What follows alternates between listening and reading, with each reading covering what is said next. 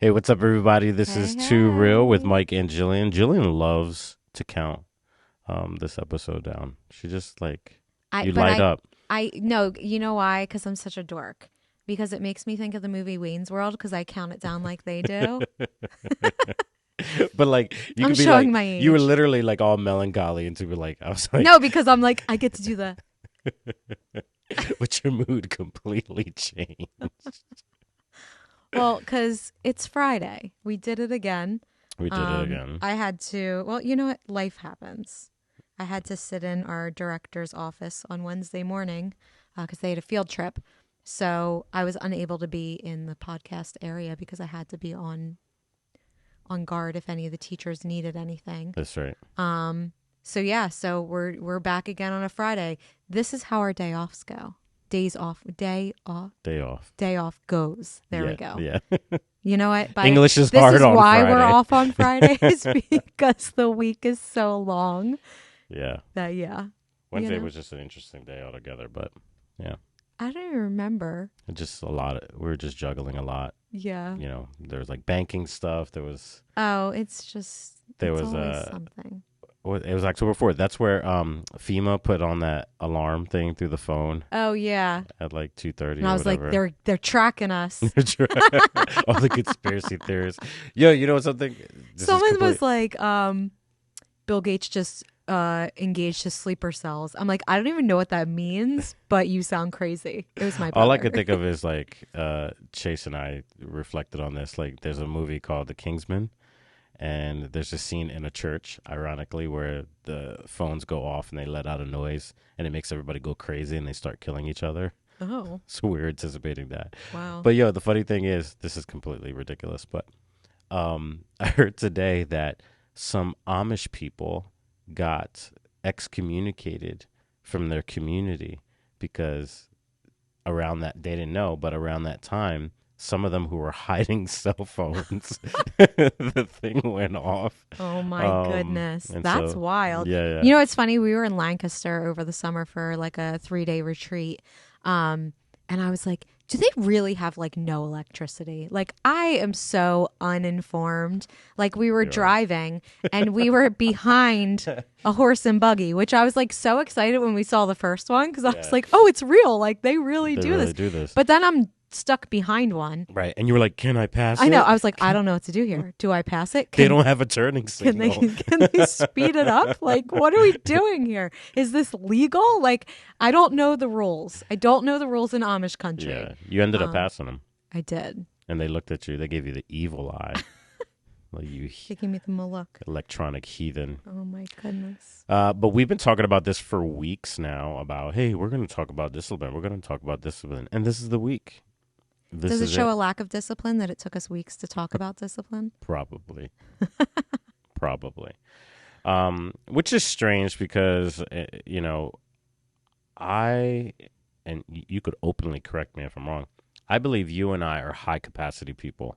Yes. We can handle a lot. Yeah. Sometimes I'm like maybe I can't handle a lot, but Maybe I'm delusional. no. But on a normal week, I can handle a lot. But yet, me personally, I struggle hardcore with I don't know, like I guess you could call it discipline, consistency. I use a lot of excuses like, it's just the creative in me. My back hurts. Yeah, yeah, yeah. Shut up. But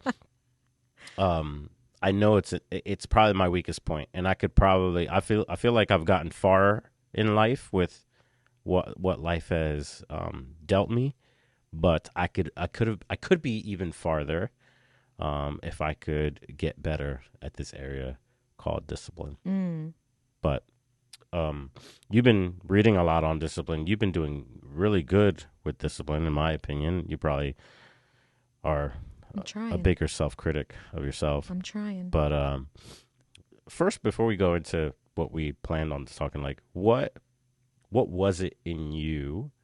What was it? What triggered you into saying, "Okay, I'm gonna start being more disciplined"? Um, so discipline for me, having a routine and all types of things, it really helps me feel like I have control. And for me, like I definitely struggle in that area. I feel I feel out of control when I don't have control. Hmm. And also having a routine and having control helps with my anxiety. A lot of my routine could be OCD. I'm not diagnosed. This is not a medical opinion, but like there are some signs. A lot of them. But what happened for me was we've been really busy this year. And I started to notice I have two jobs. I don't know that everybody knows that. I work for the church as the executive director, and I also administrate a program called Peak. And having two jobs requires a lot of intentionality with my time because I have to balance two jobs. And in the moments that I feel like I'm constantly paying catch up or I don't feel like I have control over my day, I started linking it back to, okay, well, you don't have control of your day at all because you're sleeping till the last minute. Because towards the end of the summer and stuff, I don't know, like I feel like outside of the summer, I can be really good with my workouts. But once summer hits, I'm like, I'm good. Yeah. It's probably the summer schedule of, the kids aren't getting up early because they don't have school. Like when Hunter has to be up early, like I get up early to make sure he's up. So it's like that extra push to do it. But summertime, I get really lax. But yeah, I found like, okay, your life seems out of control because you're out of control. Like Hmm. there's no routine, there's no intentionality. You're just, like I said, rolling out of bed at the last minute. You're not taking care of yourself. You're not like all those things bleed into each other. Yeah. So when school started and everything, I started trying, and then I would say this is like the end of the second week. So I wouldn't even say I'm disciplined at this point because it's only been 2 weeks. But like I have gotten up at 5:30 every weekday. I've gotten up at 7 a.m. on the weekends. I've worked out every morning. I've read every morning. I've been really watching my eating, taking my vitamins, doing all the things on my reminder checklist that goes off of my phone every other hour, practicing my gratitude, like doing all those things because it makes me better. Yeah. It makes me be able to handle the day better. And it helps me to grow because I said this in the car to you the other day. I said, I felt like I haven't been growing lately. I feel like I'm in this, like, I kind of stalled. So I'm doing things to help myself grow too, because everyone needs to grow. Once Hmm. you stop growing, you're dead. So Yeah. like if you're sitting there and you're thinking like, nah, I'm good, I don't need anything, then you're dead. Yeah. Like, let's be real. Yep. So yeah, that was a long No, it's good. I explanation. mean, it's like Chase says this to himself when he catches himself. He said it yesterday. He's like, he says the term, and I actually like it. He goes, "I'm getting too comfortable," Mm. and that's that place where it's like you Yeah. stop growing. I'm just getting too comfortable. Um. So that we're all on the same page. I'm always big on like when I'm coaching other organizations, we talk about like you we're working off the same glossary, but sometimes we're not working off the same dictionary, Mm-hmm. right? So you and I could we think we're communicating, but I might define a word differently than you define the word. Mm-hmm. So for the sake of the conversation, um, how are we defining the term discipline? And also, you were mentioning earlier today, I want you to dive into our misconception of Yeah. discipline. Yeah. So I actually, on Google, I brought up the Merriam-Webster definition of discipline. So I'm going to read them first. There's three examples, but then I'm also, well, no, there's more than three, but I want to focus on these three, and then I want to dive into it. Discipline, control gained by enforcing obedience or order. Say that again. Control gained by enforcing obedience or order. Wow. The second one, orderly or prescribed conduct or a pattern of behavior. Hmm. And then the last one, which is what I'll share more, self-control. Yeah. So I think a huge misconception about discipline is that it has to be this harsh to-do list that you're checking off every day. Right. And as I'm currently reading this book called Discipline is Destiny by Ryan Holiday. I think I shared it in the last episode too. Discipline is not this like militant checklist that you have to complete, that everyone does the same thing every day. It's But false. that's how it's constantly Yes, portrayed. that's what people feel like it is. Discipline That's is, why I probably reject it. yeah. But discipline, that I'm learning through this book more, is your temperament, your your your self-control Hmm. at the end of the day. Yeah. Your ability to be like, okay, this is what's right and this is what's wrong in this situation. And this is what I'm going to do based off of what's right and wrong. Not this is what I feel like doing today and this is what I feel like what I don't feel like doing today. Yeah. It's Yeah. having self-control and having, and even like your temperament in the way you respond to things. That's a discipline, because there are times that we could flip out. There are times that we could let one thing ruin our whole day, but our temperament, our discipline in responding to things, our self-control over that, that's what discipline truly is, I believe. Wow. Wow. Hearing that, another way I think, can we say, I'm asking, I'm not telling, like, is it when whatever that thing is that you feel like you're just going to do it, when that thing, that task, when the task turns into a conviction, right? Mm-hmm. It's not like, it's not optional, because it goes from, it's not just right or left. It's like, it's right or wrong. And I this is what's right, Mm-hmm. right? Yeah. And this is what's right now. And it becomes more than I want to do it. It has almost like it's a morally, I have to do it. Yeah. You know? Because think about it this way. Your alarm goes off in the morning, and this is a huge one for so many people.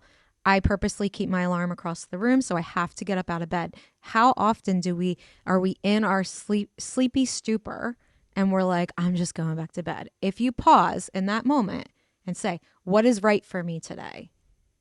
Okay, I'm getting up. I'm not getting back in that bed. Hmm. You know, do I need to work out today? What's right for me? Because when you're working out, you're getting physical exercise. It's helping your mental health. It's, if you do it in the morning, it's propelling your day. Like all these things, these are the reasons why it's right for you. Why is exercising wrong for you? It's not. So there's your decision. Yeah. You know, reading, you know, a lot of people don't like to read. Well, like I was never a huge reader as an adult. I found a genre of reading that I enjoy, and I'm diving into it. I'm starting to really like dabble outside of it some. But reading helps you grow. It makes you smarter. It helps you discover new things. Why is reading wrong for you? It's not. It's not. But we'll sit there, and this is the thing that kills me. People be like, I get it every day. How do you find time to read? Yeah. I'm like, you've been scrolling on your phone at this point probably for about 30 minutes. Facts. You could take 10 minutes out of your morning and read. That's what I do, 10 minutes out of my morning to read. Yeah. That's all it is. But no, we want to sit there and we want to scroll our phone. And okay, you scrolling social media. What's right about that? Yeah. What's wrong about that? Like having that intentionality of making that decision each day. Like, and I think people associate discipline with a checklist of I have to wake up early, I have to work out, I have to drink water, I have to do this, I have to do that. Like they think it goes hand in hand with health, and it does, because obviously all those things make you better, and make you live longer and give you more energy, all those things. But you do that because it sets up the rest of your day so well. It gets you clear-headed. It gets you focused. It gives you the energy to attack the things you need to do. And it gives you space to do those things. Does that make sense? Yeah. Yeah, I think hearing you, a third way we could say it, and correct this if you don't like it, I think it's when you finally get to the place where your belief and your values overshadow your preferences. Mm-hmm. Right? Yeah. Because like you said, is like, or the second way we talk about conviction, or you say your temperament, like the when it gets to the place in your mind, in your thinking, it all stems from your thinking. When it gets to the place you're thinking of, well, like I value my life. I believe in health. I actually believe in this. I'm not just saying. Some people, I think, we don't really know what we believe because we're just going with the flow of what everyone else says we're supposed to believe. But like, do you actually believe it? Yeah. Right? Like, yeah. do you really believe? Like, I know everybody says that, McDonald's will kill you, right? If you eat it, constantly, and that fast food is bad for you. Like, there's a part of me that doesn't believe that, right? When do I start believing it? Well, when the doctor says I'm pre-diabetic, right? Yeah. Or my cholesterol's really high, Yeah. or you know what I mean? Like Yeah. those kind of things. All of a sudden, it penetrates your belief and values, Yeah. and it overcomes your preferences. It doesn't matter how good those fries are. Yeah. Now my beliefs and preferences are overshadowing. You know what I mean? Yeah. And can we can we get ourselves there with our thinking? I'm just preaching to myself here. Can I get myself there in my thinking before crisis has to take me there? Yeah. Yeah. And I think something too, discipline doesn't give instant results. And people want instant results at all times. Discipline takes time, it takes consistency. You're not going to do sit ups one day and have a six pack. Right. And there's so many things that go into it. And piggybacking, and I'm going to get so much crap for this and I don't even care. Piggybacking off of the McDonald's thing. People want to eat like crap, but then they complain that when their health's bad. Then they jump to something like, say, Ozempic, because they're like, I'm pre-diabetic, I need to lose weight, da da da. And there are extreme cases where that is necessary. But I hear more and more lately of people that are just taking it for weight loss, and it removes responsibility. It's so funny. I know you don't like the news, but I wake up every morning and I watch the news. This morning, they finally release the side effects of Ozempic and all those other related things. And they said inflammation and it affects your pancreas negatively. I bet it does. Right. You lose all your muscle. Right. You're not so you're So now it's a quick fix because discipline requires time and consistency. Right. But it's so much easier to take a pill, lose all this weight, and there's no responsibility involved. And it's just our society more and more wants that quick fix. They want as little responsibility as possible. And you see down the line, okay, well now your pancreas is failing. Yep. Or now, you put this off, you took the easy way out here, and it feels like your world is crumbling down around you. It's because you have no ownership of it. Yes. So true. It's just And how many times like we counsel people, and it's so hard because you can't say it in the moment because they're fragile and they're sensitive because they're going through a crisis.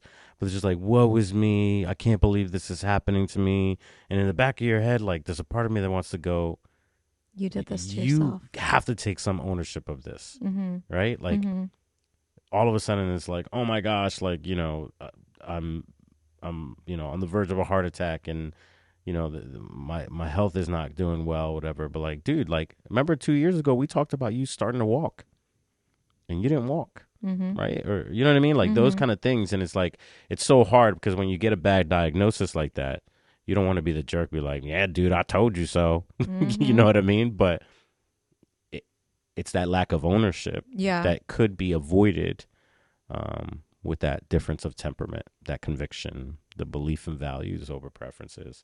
It's discipline. Yeah. And I have found that it's easier to diagnose other people than to diagnose yourself.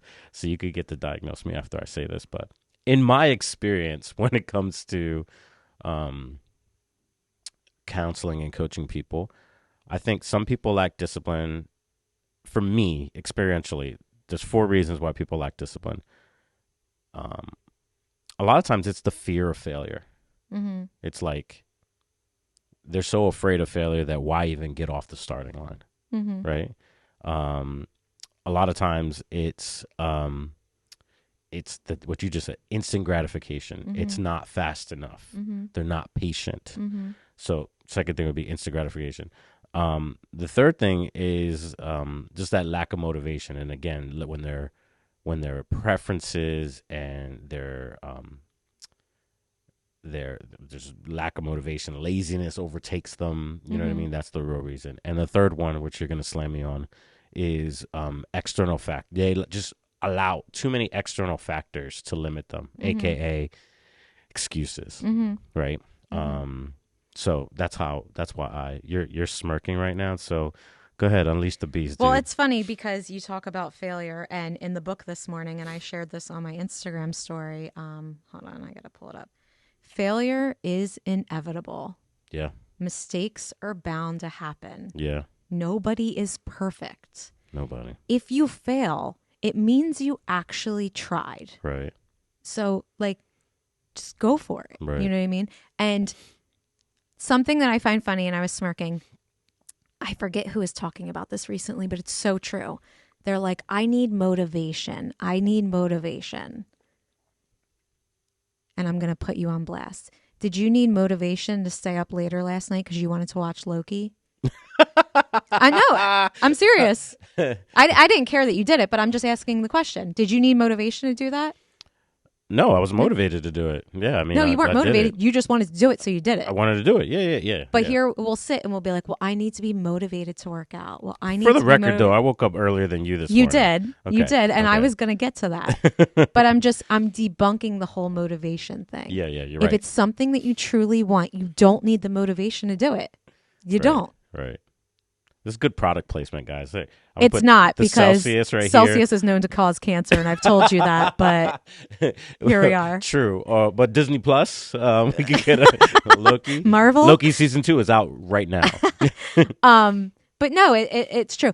The problem with discipline for people is that it's inconvenient and it's uncomfortable. Yes. And we love convenience and comfort. And once you start sacrificing convenience and comfort, you will see the fruit of it. But you have to actually commit to it first. But here's what I have found. Mm-hmm. Avoiding inconvenience now only creates greater inconvenience Oh, later. absolutely. Oh, absolutely. Yeah. 100%. Always yields to greater inconvenience 100%. later. To twist this really quick, because it feels like, I'm sure people think that I'm like this like hard woman sometimes. She That is. I'm like constantly like busting your balls on the regular. But Mike has been doing good this week. This is your third day. I think it's your third day of waking up early. And actually, But- here's the thing. I'm biting my lip No, right now. no, here's the thing. The other day in the morning, I was struggling because I think I shared this in the last podcast. I hate that the people in my house wake up at the last minute and it causes Yeah, a you said chaotic that last environment, all this episode, stuff. And the other morning, I said to myself, I'm letting it go. I cannot control them. I cannot nag them to change. They need to want it themselves. And here's the thing about discipline. It is contagious. Because can I tell you, this morning, my alarm went off at 5:30 like it always does. And, well, like it does lately, not always. And I got up and I went upstairs and worked out. And Mike was up before me, which I was like, huh. I heard him get up because I usually wake up like 10, 15 minutes before my alarm goes off, but I just lay there and wait. And he was out of bed before me. And I was like, oh, he's up early. And then I'm thinking, did the dog bark? Like maybe he just got up. I don't know. I go and I work out and I come down and Hunter's eating breakfast and he takes off for school. And I said to Mike, Mike was going up. He went upstairs and worked out after I was done. And when he came back down, I said, did you work out before I got up and afterwards? And he goes, no, that was Hunter. And I was like, oh, it's working. What's working? They both got up before me. Uh-huh. Hunter actually had the nerve to say to me when he gets done, oh, did you sleep in today? He did say that. And I go, no, I got up at 5:30 like I do every day. And it didn't strike me in the moment. It didn't strike me in the moment that he got up earlier than he was supposed to work out. And I'm like, it's working. When you 2 lessons in that. You need to learn is you didn't nag us to change. Because nagging people to change doesn't work. That's another episode. Can I finish what I was going to say? Yeah. You just totally cut me off. It's working. Discipline is contagious. They see you. And this is a huge thing for parents. Your kids see every single thing you do. So good, yeah. And when they're doing things that are like, why are they doing this? Take a beat and analyze yourself first. Yeah. You know, okay, my kid's slacking off at school. Do they see me slacking off in an area of my life? Come on. Yeah. Okay. Maybe I need to examine myself and set the example. You can't nag people to change, but you can set an example and it will inspire people to do better for themselves as well. So often you see people that are like super in shape, super health conscious, da, da, da. 9 times out of 10, their kids are the exact same way. Yeah.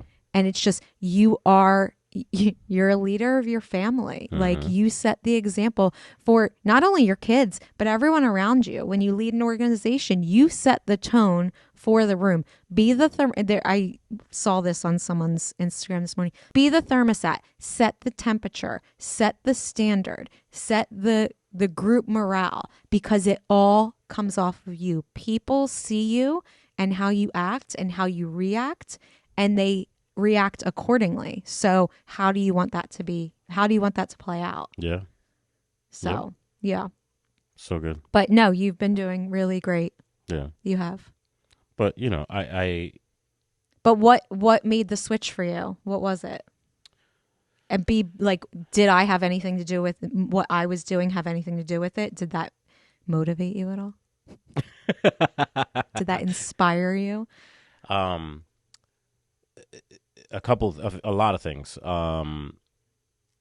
It's too real, so just lay it all Yeah, out. yeah, yeah. I just trying to put it in order in my head. Like, I think one of the first things is that I was sick a lot last week, Mm-hmm. and I was in this cycle of like, started feeling better, then got worse again. You know, like then like first it was the throat and congestion, and then it was like, oh, okay, the throat thing's gone, congestion's gone away, and body's like, psych, congestion's coming back, sneezing, you know, draining, can't breathe, that kind of thing, and then that coupled with like it was like super rainy and didn't want to get up kind of thing, not motivated, and then feeling like life was piling up on me. Mm-hmm. And I was just like, in my head, I was buying into the lie of like, I can't work out, I can't get up early because I don't feel well. But obviously, resting isn't making this better right Mm-hmm. now. So, you know, the definition of insanity is doing the same thing over and over again and expecting a different result. And I just knew like I felt insane. Like, Mm-hmm. I'm doing the same thing and it's not getting better. Mm-hmm. So the alternative was get your behind up and put in some work, start getting ahead of things. Mm-hmm. So there was that. The other thing too is like I found myself like usually like you know, regardless if you believe in God or not, I think like meditation and intentional solitude is really important. Mm-hmm. And so when you do that, when I oversleep, wake up right before we're about to get ready to leave, that Mm-hmm. kind of thing, and you go off in the day, I realized that I was robbing myself up of that intentional solitude Mm-hmm. of praying or meditating and those kind of things. And so waking up early before everyone just gives me that intentional space of solitude. Mm-hmm. And um